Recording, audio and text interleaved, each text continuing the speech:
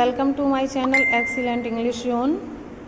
आज हम पढ़ने वाले हैं 12th क्लास की 8th poem my heaven by Rabindranath Tagore, जिसके आज हम एक्सप्लेनेशन कवर करेंगे।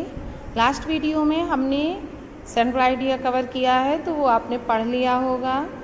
अब हम एक्सप्लेनेशन स्टार्ट करेंगे, जिसका फर्स्ट एक्सप्लेनेशन है Where the mind is without fear and the head is held high, where knowledge is free, where the world has not been broken up into fragments by narrow domestic walls। यहाँ तक हम cover करेंगे तो इसका reference तो आ जाएगा आपका। This stanza has been taken from the poem my heaven composed by Rabindranath Tagore, an Indian poet, writer and novelist।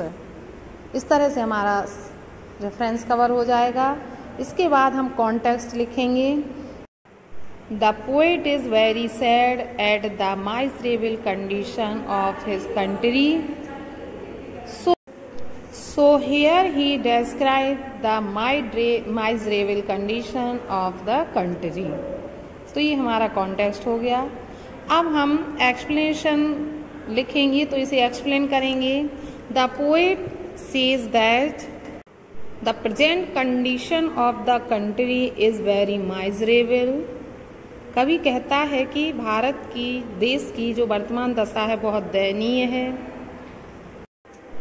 So he presents the conception of an ideal state of his dream. वह अपने स्वप्न के आदर्श भारत की विचारधारणा को यहाँ प्रस्तुत करता है।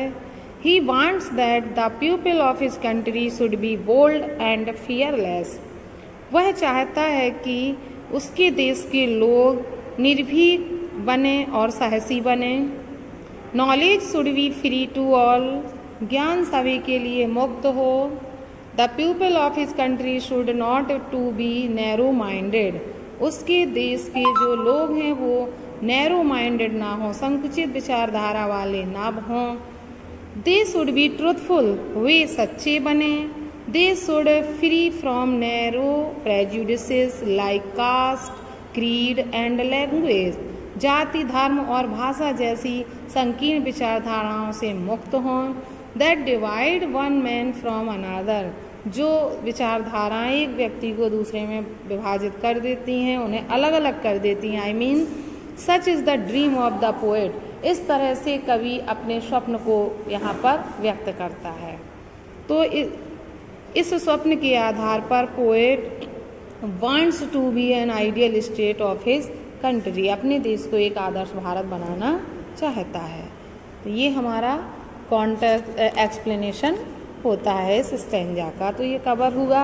इसके बाद हम जो दूसरा स्टेंजा कवर करेंगे उसको हम पूरी 8 लाइन में कवर करेंगे। तो ये पूरी 8 लाइन जो हमारी हैं। Where the clear stream of reason has not lost its way into the dreary desert sand of dead habit, where the mind is led forward by the into ever widening thought and action into that heaven of freedom my father led my country away। इस तरह से इन lines को हमें explain करना है। तो reference हमारा same रहेगा। कॉन्टेक्स्ट हमारा हो जाएगा the poet is not happy at the condition of the country. Poet देश की स्थिति में से दुखी है, खुश नहीं है। He advocates not political freedom but true freedom. वह पॉलिटिकल फ्रीडम की बजाय ट्रू फ्रीडम की पक्ष में है। वो चाहता है कि देश में सच्ची आज़ादी होनी चाहिए, ना कि राजनीतिक। Here he presents the real picture of a true state of his dream या ideal state of his dream. यहाँ पर वो अपने स्वप्न के आदर्श देश की, राज्य की एक सच्ची तस्वीर प्रस्तुत करता है। तो एक्सप्लेनेशन अब हम लिखेंगे।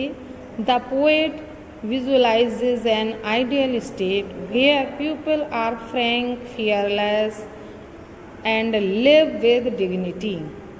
पोएट दर्शाता है, एक आदर्श राज्य की तस्वीर दर्शाते हुए कहता है वेयर पीपल आर फ्रैंक, जहाँ पर लोग फ्रैंक हों, स्पष्टवादी हों, फियरलेस निर्भीक हों, एंड लिव विद डिग्निटी और गर्व से रहें। They are guided by reason and not by customs, वे तर्क के द्वारा मार्गदर्शित किए जाएं, ना कि प्रथाओं के परंपराओं के द्वारा। Everyone is free to acquire knowledge, मेरा देश ऐसा हो जहाँ पर हर कोई ज्ञान को प्राप्त करने के लिए आज़ाद हो। The people are free from narrow prejudices like caste, creed and language, लोग संकीर्ण विचारधारणा से मुक्त हों, जैसे कि जाति, धर्म और भाषा जैसी, that divide man from man, जो व्यक्ति को व्यक्ति से दूर कर देती हैं। People are truthful and sincere, लोग सच्चे और होनहार बने। Such is the dream land of the poet, ऐसा कवि का ड्रीम लैंड है, स्वप्नों का भारत है, जिसे वो इस पोएम में दर्शाता है, विजुलाइज करता है। अब इस पोएम के इस स्टैंजा में एक फिगर ऑफ स्पीच भी यूज़ हुआ है जो मेटाफर है, तो हम लास्ट में नोट डालकर लिखेंगे the figure of speech metaphor is used in this stanza. इस तरह से हम इसमें नोट लिख देंगे।